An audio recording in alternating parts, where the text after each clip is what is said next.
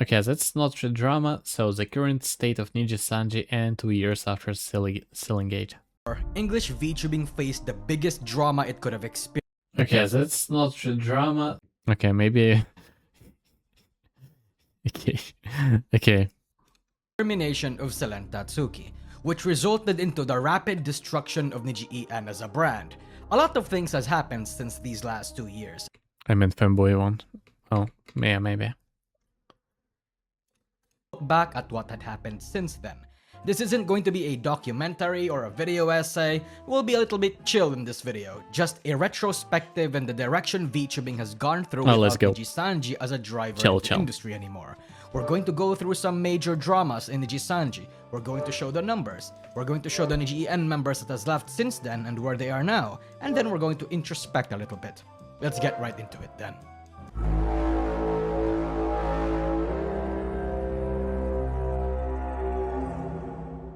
Let me give you a timeline of events throughout 2024 up till now. In early January, Pomu Rainpuff decides to graduate, citing missed opportunities and the whole disagreement with management spiel. This was pre-Selengate. There was already a brewing dislike for Nijisanji at the time, but it still had a lot of goodwill, and their numbers weren't that bad still. During this time, Selen has been absent for a good while. I don't know how to call those people. They are saying, how dare you, but done nothing about protection of kids, etc.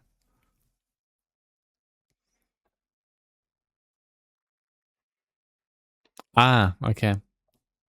Took me a while to understand what you're saying. Yeah. Well, that's internet. What can I say about it? Which prompted a response from Nijisanji when she wasn't going to be able to appear for Anime Impulse in mid-January. On the very first day of February 2024 though, Kyo Kaneko announces his graduation, fueling a lot of rants such as the graduation queue or that 5 more people are definitely coming out too. But then February 5th comes, and we all know what happened in February. The following days are things that we're all familiar with. Riku says negligible, their stock tanks, Hype cancels their collaborations with them, the black screen stream, Riku apologizing, the termination goes mainstream, among many other things. Wait. Stream, Riku Okay. I guess this is the first time when I see the original apologize. I've before that I've seen only the Vedal version of this apology. That's AI? Really? tanks, Hype cancels their collaborations with them, the black screen stream, Riku This is AI? No way. You're capping. apologizing, the termination goes mainstream, among many other things. The story does not need no repeating. Then their numbers start dropping significantly, like how Rosemi dropped below 500k. So did Millie, among many other people. The backlash was so intense that some members like Vox and Elira decided to stream a bit more in Bilibili to get away from the backlash, or to perhaps want to try and branch out in fear of losing their platform. Ultimately, they returned to YouTube after a while. Come March, Offkai decides to cancel the appearance of Enna and Millie and Reimu due to the obvious concerns. He was too arrogant to apologize to anyone. Well, as I can see, you have some kind of knowledge in this field, Armin. Whether or not this was done by them or Nijisanji Wait. That's my recommendation. I thought that was a video. decided to cancel it was up in the air. But then a rando decides to drop a nuke.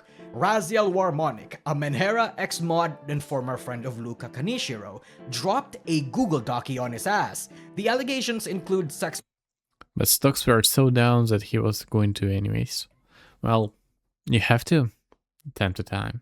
sexual misconduct, Especially as Japanese people, the apology is something really important in their culture. emotional abuse, and most importantly, violating Nijisanji's own contract.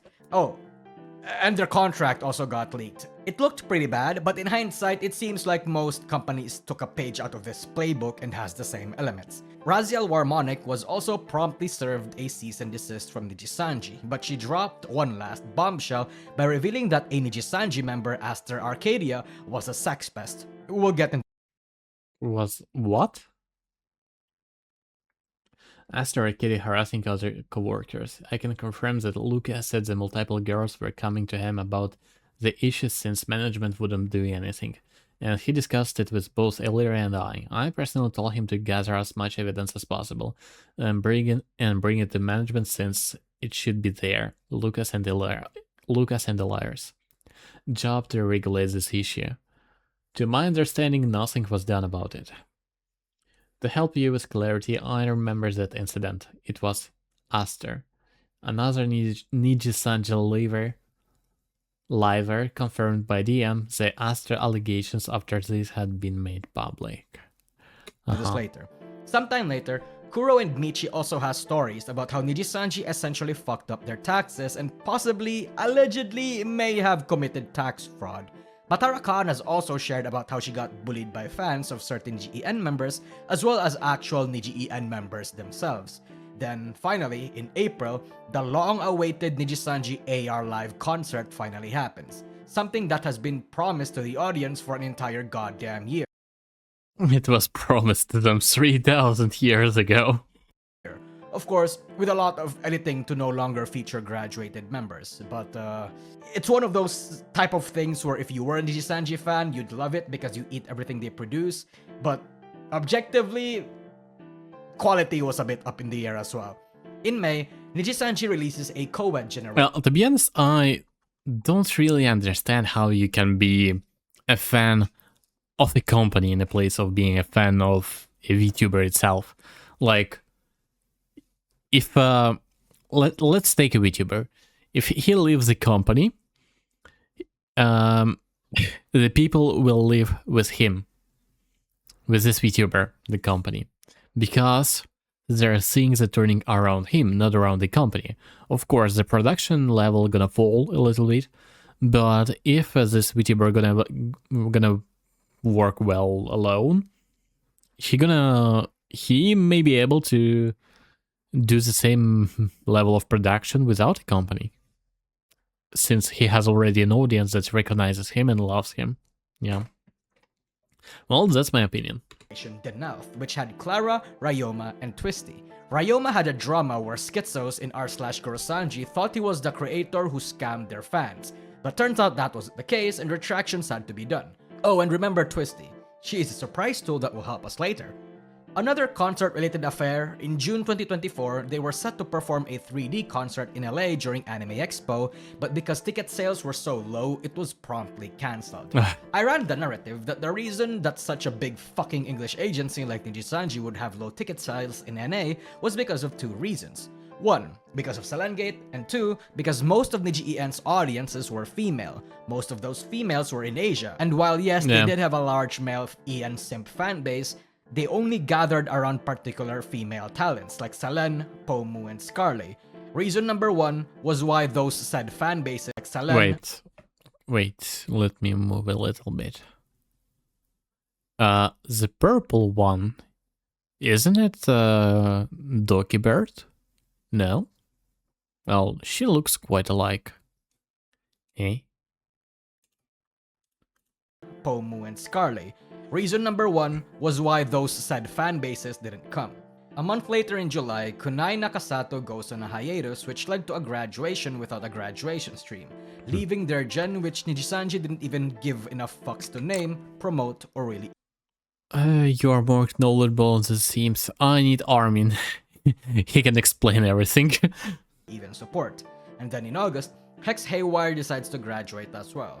This time, the separation was amicable. In October, Victoria Brightshield announces her graduation, and the days leading up to her final stream, she had an interesting choice of words when expressing her utter contempt towards the company. It basically boiled down to Nijisanji. I blame Nijisanji for disbanding Indonesian branch. They were gold. Oh. Sucking, and they also sucked out of the fun of streaming and content creation for her to a point where she doubted continuing to pursue it. Then in December, Nijisanji launched a third-party investigation into sexual misconduct accusations from within the agency, with people cheering that Nijisanji is finally doing something for the betterment of the talents. What prompted this was false ID, as he had reported more information about Aster's alleged shenanigans, one of which was where he offered to a redacted talent that they'll fly them out to Japan to do some sexual shit. And when this was reported to the company, management decided not to do anything. Huge. Wait, how old is this? 4 months? Ah, wait, it's he's talking about the past events. Yeah, that's true. Okay. Back in the day, Sekuno was already in the action. That was I was thinking about. Fucking bombshell right there. Nijisanji didn't want to end their year without another management disaster. Now, the person who did this leak, as we all know, was Twisty, whose time in Nijisanji seemed to have been hellish. Aside from sexual harassment from Aster, her outfits got leaked outside the company by another Nijisanji member, something that she really holds a grudge for. More fuel for the bullying allegations, I guess. Then the next year, January 2025, Twisty came back for her birthday event temporarily and with open arms from her audience. A Google Doc against Vox Akuma also got released in the same month, and as organized and properly formatted Google as Doki. it was, the doc was dogshit in terms of proof and clarity, a cleaned up but regurgitated version of a prior Google Doc. In February 2025, the anniversary month of Selengate, there was no drama, but there was Nijifest 2025, and they teased the 11th generation of Nijisanji EN. That gen's name is By the Beat, an all-male group that was set to debut literally the next month. And all things considered, even with the drama, By the Beat was still successful. They debuted in March 2025. Yes, they did not have the same kind of numbers that Noctix, Iluna, or even Exolay had, but they were still successful even to this day. They managed decent numbers, some of which even surpassed their senpais. In April 2025, Noctix member Folger Ovid announces his graduation. This was a huge blow, but it was a graduation that was very drama-free and, dare I say, professional. I don't Well, in my opinion, it's quite complicated to compete as a boys band nowadays because, well, how can you compete with BTS? Well, unironically, even if you're a VTuber. don't recall any sort of outrage or even videos covering the situation with any sort of negative connotation. But in that same month, Ike Eveland graduates fucking immediately. This was an even bigger blow because this was a Luxian member, literally one of Nijisanji EN's top 5 assets, and he was just deciding to dip. It was sort of a complete opposite to Folger, but the immediateness of the graduation was what got people's attention. The next month in May, Folger graduates, but then Kotoka Torahime from Exolay graduates too. Kotoka is in a very unfortunate situation because for some reason, Schizos believe that Yozuramel of Hololive told Kotoka secret information. Oh. My stream is dying. How unfortunate.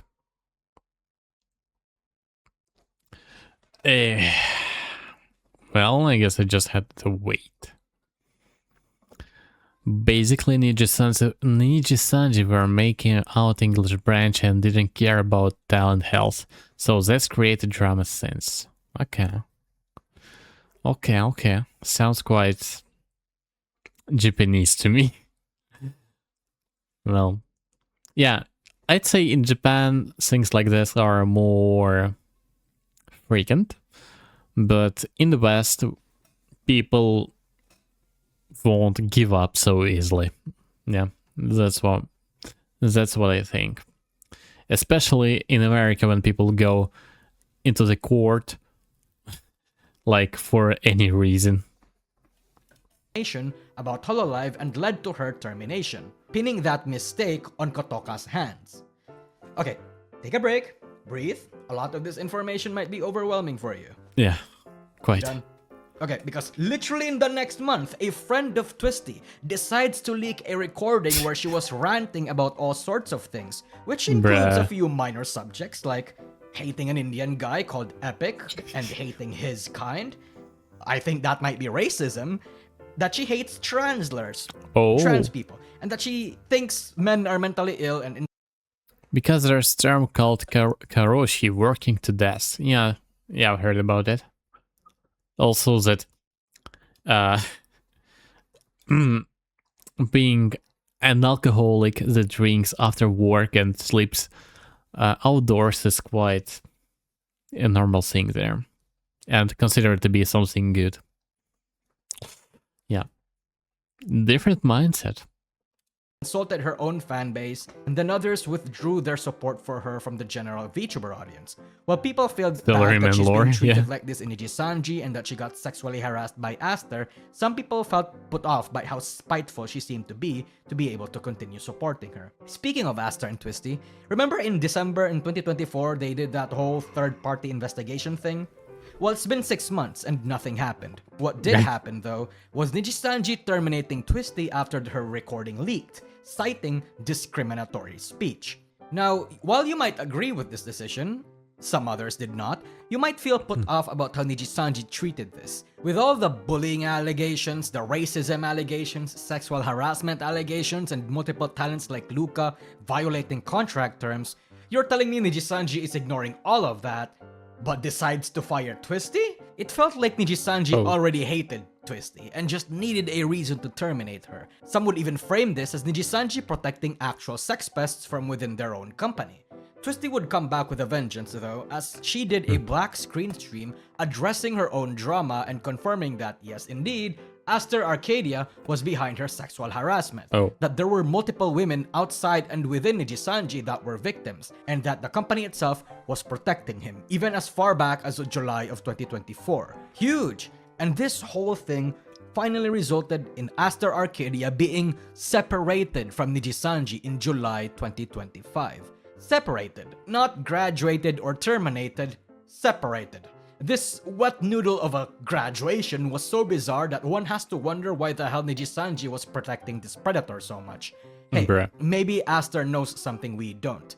In August, 2 graduations hit the tower, Reimu Endo and our beloved Rosemi, both effective in the same month, both citing disagreement with Well, technically, so for this kind of protections, might be only 2 reasons. First, she knows some things that can destroy the company in itself. Second, she's somebody's family member or something like that. Management. Nothing corruption on its finest. Much happened in the next few months until Ike Evan's ex decides to drop a nuke. This person, Barilof, decides to make a black screen video alleging a former Nijisanji member was being a whore to her ex-boyfriend Ike and for doxing her. This Nijisanji member was Reimu, who again just graduated a couple months prior and had reincarnated into her new form, Mari FD. Mari decides to counter this with a Google Docie, saying that she didn't whore herself out to Ike and already apologized for appearing to do so, and that the extent of the doxing was just Mari saying that Barilof was a Manhera in her private account, no mentions of names or anything. Barilov goes Manhera on Twitter for a bit before eventually making a response doc. Mari FT did not bother responding to any of this anymore because at the end of the day, Barilov's thesis was doxing and harassment since there was no proof of such, so the drama died from here. About the sleeping and work in Japan, it's considered respectful because it's assumed that the worker is so tired because he overworked and passed out. Doesn't mean people go with the pajamas to work. Well, yeah, it's quite different. Well, back then, the work wasn't the same, let's say. So you tried your best to be the best, and now you're trying your best to stay alive. Yeah, that's quite sad.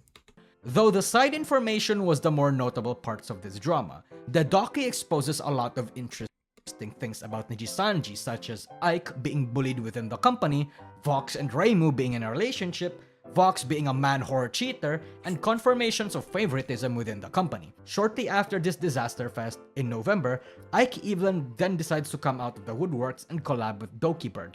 This is important because Ike was one of the 3 people that was part of the Selengate Black Screen stream. He cites that he has been fed false information and pressured to go with them as the reason he went up there with Vox and Elira. He doesn't know if he will be a streamer again, but he's going to take some time away from it. And then in December, Rosemi, in her PL Fuzuki Miki, expresses hesitation in becoming a streamer again, but ultimately decides to commit and fully come back. In the same month, Renzotto holds his first 3D concert, which featured a lot of bangers and surprising names. So at least 2025 ended in a slightly positive note for Nijisanji. And then in 2026, nothing really happened so far. So those are the timeline of dramas that happened within the company. Oh, frick. 2 drama per month. Sometimes 3. Oh, freak. Yeah. That was a hard year for VTubing, I guess. That's a lot of graduations, but if you haven't caught up with the Nijisanji, you might be asking how they are doing now. 2 years in a row.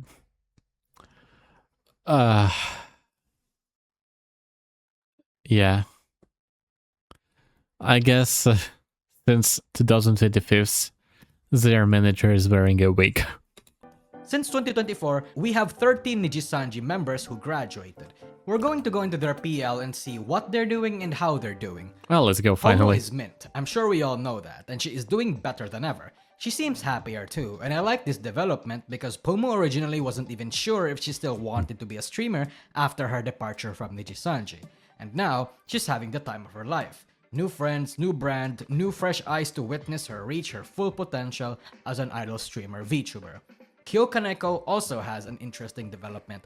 At first, he pursued VTubing, but after a while, he detached himself from that sort of branding and is committing to being a flesh streamer. He says he doesn't feel welcome in VTubing, that he's like a scapegoat for things he isn't responsible for. Right. Though he also says that his on-screen content does better for him in the algorithm, and he doesn't want to do the whole deep-voiced hot guy thing that's very popular as a male VTuber. Yeah. He's doing variety content right now, averaging 100 to 150 viewers.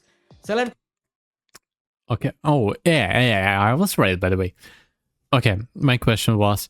wait.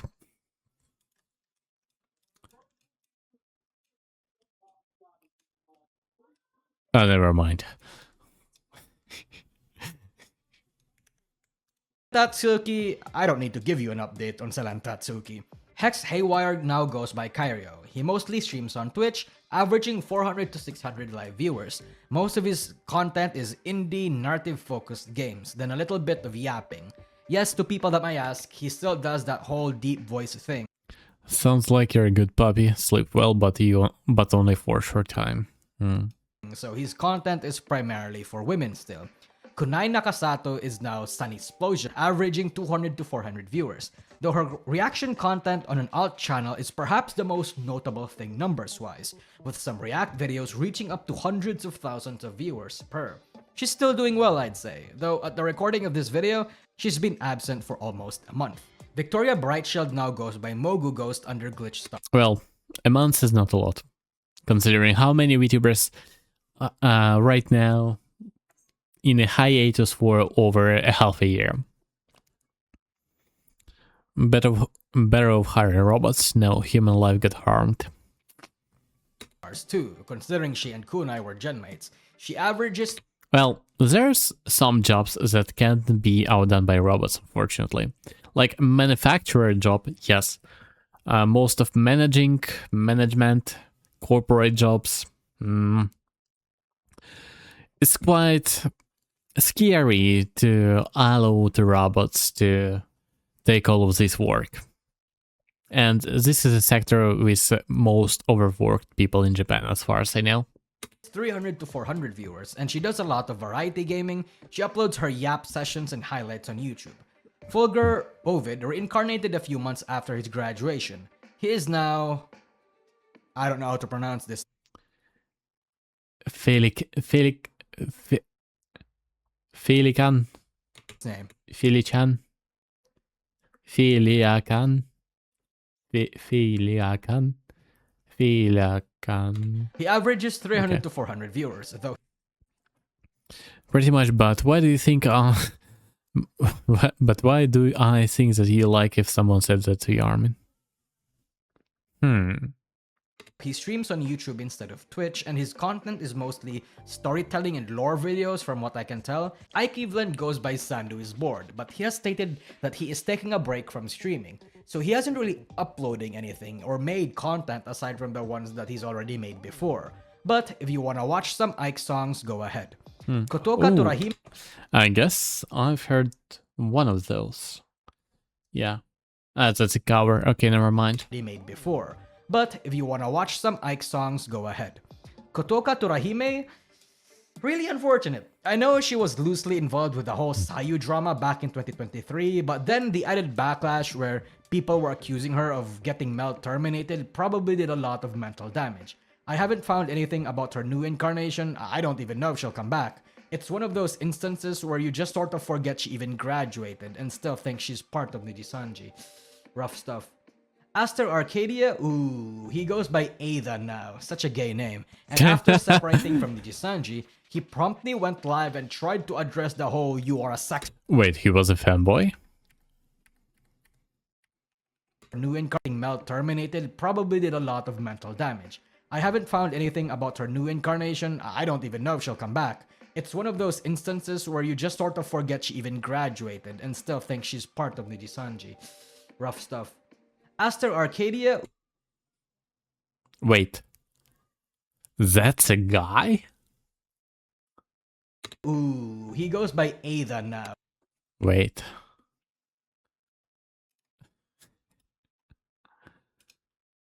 Damn.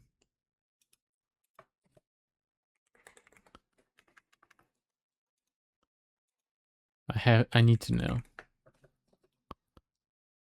Okay, this guy. Well, he's not streaming. No videos. No clips. Okay. Well, seems it was 4 months ago he had some clips, but now it seems that nobody cares. Jeans and highlight.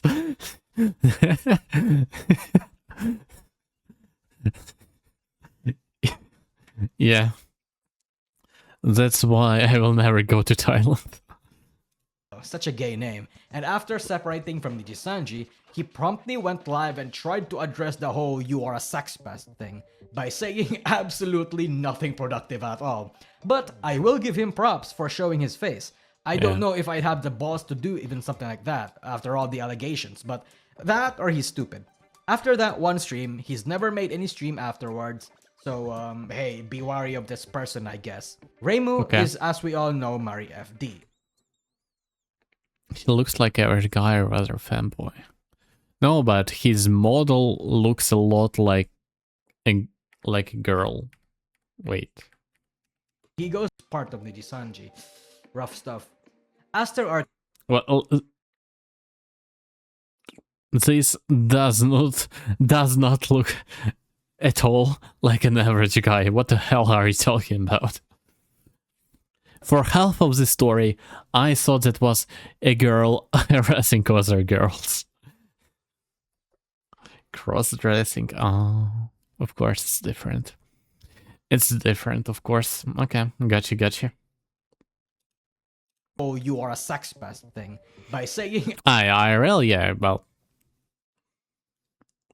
Yeah, well, I'm not a fanboy IRL as well. Yeah. Absolutely nothing productive at all. But I will give him props for showing his face. I don't know if I'd have the balls to do even something like that after all the allegations, but that or he's stupid. After that one stream, he's never made any stream afterwards. Not you meant Aster. Ah, yeah, wait, that's the same guy. Oh freak you. Okay, no, I know. Wait. You are okay, let's watch. So, hey, be wary of this person, I guess. Reimu is, as we all know, Mari FD. She averages 100 viewers. Me, I was talking about me for an example, okay? That's why I said I. Okay, you said this is an average guy, rather fanboy. I say, well, yeah. Not every Vtuber fanboy is fanboy IRL, just like me. Okay. Now we got this, I hope. And her content is mostly variety. Some RPGs here and there, story-driven games, handcams, and a whole lot of variety. She also makes a lot of songs and has that soft, casual, cozy sort of vibes. Yes, that whole situation with Barolof is a stain upon her history, but she's surviving. Who doesn't have a stain upon her history at this point? Rosemi is now Fuzuki Miki, averaging around 1,000 to 2,000 viewers per, and her shtick is mostly wacky games, some ASMRs, and some turbo autist nerd stuff, the kind of things she made as Rosemi. Honestly, the transition Nobody's president yet. from a Rosemi viewer into her is going to be super smooth, so you're welcome to find her if you want. So those are the ex-Nijis, not including those that graduated before 2024. I mean, we kinda already know who they are at this point. Matara is Nina, Michi is Mika, Kuro is Mista, yada yada yada. For the most part, it seems like ex-Nijis are enjoying their time away from the agency. Looking back at the Nijisanji situation, it feels like it's unfair that a lot of backlash and negative connotation got associated with talents that didn't do anything. People like Hyo, Aya, and Ryoma, as well as a few others, weren't at all involved with any of the bullying allegations, and yet they suffer consequences they did not deserve. But at the same time, Nijisanji EN as a branch receiving that level of backlash was needed. We have multiple accounts that people were getting bullied, abandoned, and abused in that agency. What the hell? Principle of support the talent, not the agency, is something that ultimately does not work in practice, because by supporting the talent, you do financially and statistically support the agency. Yeah, When a facts. company's brand is built on the reputation and perception their talents have on the company, this was ultimately going to be the direction. Hitting the agency indirectly hits all the talents. And if we have people that we like in there, all we can really hope for is that they are treated well by their individual managers, and their reputation goes beyond the grasp of their agency. Something like Scarlet, for example. We all sort of wanted Scarlet to get out of Nijisanji during the peak of Selenkate, but it seems like she is happy here and still has plans, and if she wants to say, we should respect and support that decision. Same goes for people like Ren and Aya. I feel bad because I felt like I was too hard on them, yet I am aware that I needed to be hard on them. I love Niji EN as an agency, a culture, and their members. At least, I loved what they were, what they used to represent. Some more than others, but they were a positive force in my life. Looking at the GEN in 2021 and 2022, and looking at them now feels like that one friend that has a promising bright future spiraling into a drug addiction, begging for money in the streets now. It's just a shame that ex-fans needed to boycott the agency that hard to get the change that they wanted, if there was change at all. And you know, maybe Nijisanji EN is better in some ways now. I don't know. It's a hard sell to convince an ex-fan to watch Niji EN again consistently. With a lot of the core members gone and the culture torn apart, it's difficult to not be disillusioned and difficult to buy into their content. Yeah, but okay, that's quite normal. People left. People, VTubers left. Their audience left with them because they liked performance of their VTubers, not the agency itself. But for an agency, I guess they learned their lesson as well. Some things have changed for sure, because they don't want to repeat the same situations one more time again. Because, well, it's kind of stupid to make the same mistake over and over again. But maybe that's the strat for Nijisanji. Maybe VTubers and people, no, we are AI. What were you thinking? it's not to get back the viewers that they lost, but to find new ones that they haven't reached yet. To create a new culture and tear apart that veil of disillusionment. I think that's the way to breathe life into the company again. Not through collabs and events, but a new identity.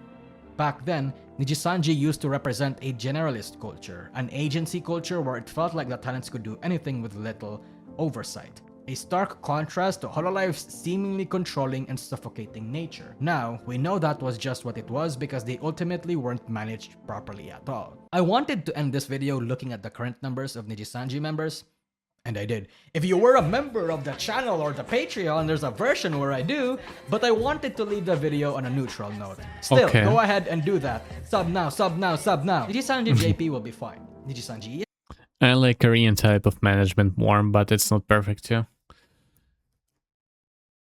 Well, personally, I think,